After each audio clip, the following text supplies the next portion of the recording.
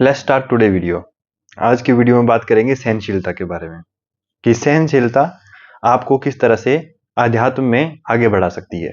आपने अगर मेडिटेशन भी करनी होती है ना, तो एक जगह पे बैठना होता है। उसमें फिर दिक्कत आती है, आपको अंदर से वेग आने लगते हैं। कई प्रकार के वेग आते हैं, शारीरिक वेग, मानसिक वेग। वो आपको डिस्टर्ब करते हैं, आप मेडिटेशन नहीं कर पाते हो, एक जगह पे 1 घंटा नहीं बैठ सकते आप। तो वो जो वेग आते हैं ना अंदर से, जो हमें परेशान करते हैं, जिसकी वजह से हम एक जगह पे बैठ नहीं सकते हैं, उनको सहन करना पड़ता है। जितना आप उनको सहन करोगे उतना आप एक जगह पे बैठ सकते हो ज्यादा समय तक। अब एक जगह पे क्यों बैठना है? इससे क्या होगा? आप में ठहराव आएगा, आप में स्टेबिलिटी आएगी। ये जो हलचल चली रहती है हमारे अंदर और बाहर, यहाँ पे कोई ऐसी जगह ढूंढनी पड़ती है जहां पे हम रह सके, जो थोड़ी स्टेबल हो, जहां पे कोई ज्यादा बदलाव ना हो। इसलिए जो मेडिटेशन करने वाले लोग होते हैं वो पहाड़ों पे जाते हैं, है ना, माउंटेन्स पे, जहां पे बर्फ होती है। वहां पे कुछ भी बदल नहीं रहा होता है, एकदम स्टेबल होता है सब कुछ। तो वो दर्शा रहे हैं कि यार कुछ ऐसा हो जो स्टेबल हो, जहां पे हम रह सकें। तो हमारे अंदर भी ऐसा कुछ है जो स्टेबल है, उसी को पुरुष कहते हैं। प्रकृति डायनेमिक होती है, बदलती रहती है, लेकिन पुरुष स्टेबल होता है। तो इतने सारे वेग आते हैं, वो कैसे हैं? देखा है कभी अपने अंदर कैसे कैसे वेग आते हैं? अगर आप उनके साथ बह गए तो आप मेडिटेशन नहीं कर पाओगे। अगर आपने उनको सहन कर लिया और आप रुके रहे, तो आपकी मेडिटेशन चालू हो रही है। तो मेडिटेशन ऐसी नहीं है कि आप बस बैठे हो, चलते चलते भी मेडिटेशन हो सकते हैं आपकी। कैसे हो सकती है? कि आप उनके साथ बह नहीं रहे हो। जो भी आपके अंदर आ रहा है, हर चीज नहीं करनी है। जैसे आपके अंदर प्रॉम्प्ट्स आती रहती हैं, जैसे हम एआई को प्रॉम्प्ट्स देते हैं ना, वैसे आपके अंदर प्रॉम्प्ट्स उठती हैं कि अब ये कर ले, अब ये कर ले, अब ये कर ले। जरूरी थोड़ी ना हर बात को मानना ही है। ज्यादातर कैसी प्रॉम्प्ट्स आती हैं, आपको देखना होता है ना, जैसे क्रोध वाली प्रॉम्प्ट आती है, अंदर एक एनर्जी आई कि अब गुस्सा करना है, तो आपने उसकी बात मान ली और आप उससे प्रभावित हो गए। आप सहन भी तो कर सकते थे ना उस वेग को। आपके अंदर थोड़ा नफरत वाली प्रॉम्प्ट आई और आपने उसको धारण कर लिया और आपने उस पर अमल कर लिया, रिएक्ट कर दिया आपने उस चीज पे, फिर आप उसके बेस पे एक्ट कर रहे हो। या फिर अंदर ऐसी कितनी प्रॉम्प्ट्स आती हैं जो कि आप नहीं करना चाहते हो, लेकिन फिर भी आप कर देते हो उसको। होता है ना सबके साथ ऐसा।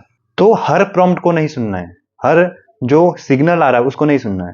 एक सिग्नल की तरह ही तो है ये वेग। होते क्या हैं? जो वेग उठते हैं अपने अंदर, ये सिग्नल की तरह ही तो होते हैं, आपके थोड़ा ना होता है। ये जल्दी का काम शैतान का, सुना है कभी ऐसा? तो जल्दी जल्दी किसको लगी होती है? शैतान को लगी होती है।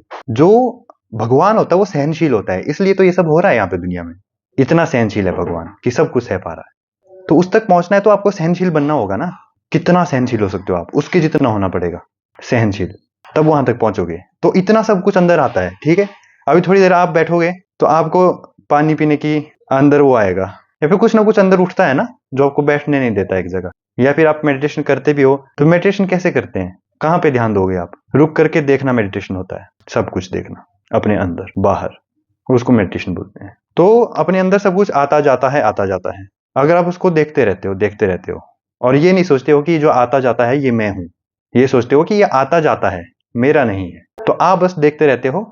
और देखते देखते थोड़े थोड़े विचार कभी कम हो जाते हैं, कभी ज्यादा होते हैं, कभी एक भी विचार नहीं होता है। ऐसा भी होता है, वो बहुत हाइयर स्टेट होती है। लेकिन स्टार्टिंग में हम देख सकते हैं कि विचार आ जा रहे हैं, लेकिन कोई भी विचार मेरा नहीं है, सब आ जा रहे हैं, तो मैं बस देख रहा हूं।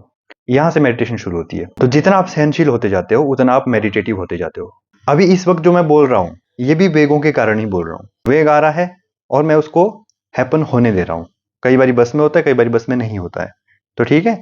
तो अंदर से वेग आता है बोलने के लिए कि ज्ञान देना है, तो मैं बोल रहा हूं और मैंने इसको बोला है कि हाँ ठीक है, इसलिए बोल रहा है।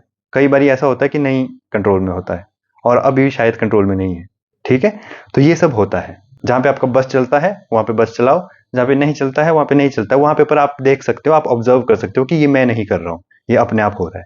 इसी को मेडिटेशन बोलते हैं। आप कर्तृत्व भाव से मुक्त हो जाते हो, इसी से मुक्ति होती है कि आप देख रहे हो कि मैं नहीं कर रहा हूं, ये बस हो रहा है, ठीक है। तो इसी को मुक्ति होना बोलते हैं। मेरी बातों को थोड़ा समझो, है ना। मेडिटेशन का जो रियल मीनिंग है उसको समझो, क्या होती है मेडिटेशन। पुरुष और प्रकृति का कंसेप्ट थोड़ा समझो, ठीक है। प्रकृति मतलब डायनेमिक, ऊर्जा, एनर्जी, जो मूवेबल होती है, ठीक है। तभी आपने देखा होगा जो प्रकृति है वो फेमिनिन होती है ना। तो वहां पे चेष्टाएं होती हैं, सुना आपने? चेष्टाएं, फेमिनिन में चेष्टाएं होती हैं जो पुरुष में नहीं होती है, होता है ना। जो मूवमेंट, वो एनर्जी ही वैसी है। पुरुष स्टेबल होता है ना, ऑब्जर्वर होता है। तो ये सब होता है। ये आपने देखना है अपने अंदर। तो ये बिगिनर्स के लिए है, आगे भी बहुत कुछ होता है इसमें, पर बिगिनर्स के लिए आप यहाँ से स्टार्ट कर सकते हैं। इसी को मेडिटेशन बोलते हैं, ये ही मुक्ति का मार्ग है। एंड मेडिटेशन का इससे कोई लेना देना नहीं कि आप अच्छे हो कि बुरे हो सकता है आप अच्छे हो सकता है आप बुरे हो, दोनों अपने अंदर ही होते हैं। ये मुक्ति का मार्ग है, और मुक्ति का मतलब होता है अच्छा और बुरा दोनों से मुक्त होना।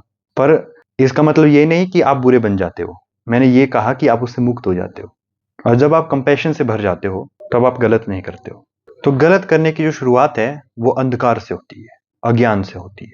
तो अज्ञान मिटाना चाहिए सबको, ताकि हम किसी का गलत ना करें। और आपको लगता होगा कि आप उसका गलत कर रहे हो, बाद में जब मुड़ के देखोगे तो आप अपना ही गलत कर रहे थे। इसलिए जो संत होते हैं उनको सब पे दया आती है। और ये मत सोचना जिसको दया आती है वो बेचारा है। बेचारा वो है जिसपे दया की जा रही है, क्योंकि दया करने के लिए पहले कुछ अंदर होना चाहिए। आपकी एक ऐसी स्टेट होनी चाहिए जो कि ऊंची है, तभी तो दया आएगी ना दूसरे पे। संत दिखते हैं कि उनके पास कुछ नहीं होता है, लेकिन उनके पास कुछ ऐसा होता है जिसकी वजह से उनको दया आ रही है। कुछ ऐसा है उनके पास, तो क्या है भाई उनके पास ऐसा? तो दया करने वाला बेचारा नहीं होता है, बेचारा वो होता है जिसपे दया की जा रही है, जिसके पास कुछ नहीं होता है। क्या वो ही संत होते हैं? संत कोई भी हो सकता है उसे खुद को ही नहीं पता है कि वो संत है, ऐसे भी संत होते हैं। संत तो एक ठप्पा हुआ ना, क्या पता कोई संत जैसा हो, उसको पता भी नहीं है। मिलियनेयर बिलियनेयर भी संत हो सकता है। लोग अच्छा बनने से डरते हैं, अच्छा बन गया तो पता नहीं क्या ही हो जाएगा, बुरा हो जाएगा कुछ आपका। किसने कहा है ऐसा भाई? अच्छा होने से कौन डर रहा है? आपको लगता है कि आप अच्छे बन जाओगे तो लोग आपका यूज करेंगे। मूर्ख बनने को नहीं कहा है मैंने, मूर्ख में और अच्छे में फर्क होता है। इंटेलिजेंस यही होती है कि आप बड़े समझदार हो, किसी का बुरा नहीं कर रहे हो, बाकी सब मूर्खता है। और अच्छाई और इंटेलिजेंस ये सब अलग अलग नहीं है, एक ही चीज है। समझदारी अच्छा होता है। इतना अच्छा नहीं बनना है, दुनिया यूज कर लेगी तुम्हारा। कैसे डायलॉग है ये सोसाइटी में? क्या सब हो रहा है, ये क्या चल रहा है सोसाइटी में?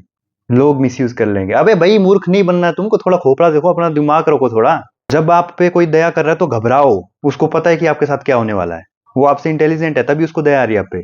घबराना चाहिए आपको कि आपके साथ कुछ बुरा होने वाला है। और सबसे इंटेलिजेंट वो होता है जिसको ये पता होता है कि मुझे कुछ नहीं पता है। कभी देखना जो बड़े बड़े प्रोफेसर होते हैं, सबसे बड़े, वो सबसे विनम्र होते हैं।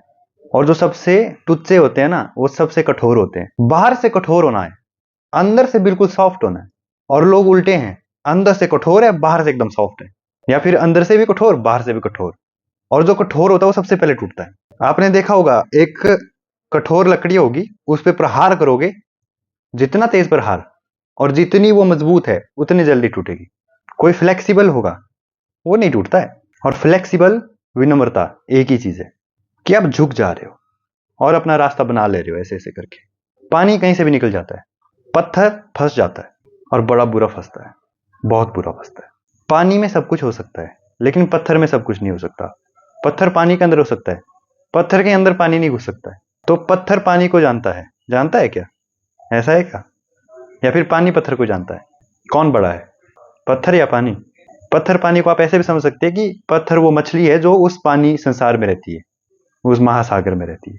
दिखने में ये फ्लावर लगता है, लेकिन ये मजबूत है। आई होप मेरी बातें थोड़ी समझ आ रही है। तो थोड़ा सा विनम्र रहो, सबके प्रति दया भाव रखो, है ना। सबको साथ लेके चलना है, सिर्फ अपना नहीं सोचना है। अपना भी सोचना है, दूसरों का भी सोचना है। और बेटर है कि आप भगवान पे छोड़ दो, क्योंकि भगवान सबका सोचते हैं, ठीक है। भगवान एक का नहीं सोचते हैं, भगवान सबके होते हैं, सबका सोचते हैं। तो सब प्यार मिलके रहेंगे तो अच्छी बात है सबके लिए, नहीं तो लड़ाई झगड़े में कुछ नहीं रखा है। नहीं तो महाभारत श्री कृष्ण से अच्छा कोई नहीं जानता है। प्यार से रहो, ठीक है। एक को ऐसे पकड़ लिया कि 24 घंटे उसी का नाम है, किसी एक को पकड़ लो, तो ये भौतिक जगत का प्यार आपको आध्यात्म तक ले जाएगा। लेकिन चाहिए एक, भटकना नहीं है संसार में, एक को ही पकड़ो।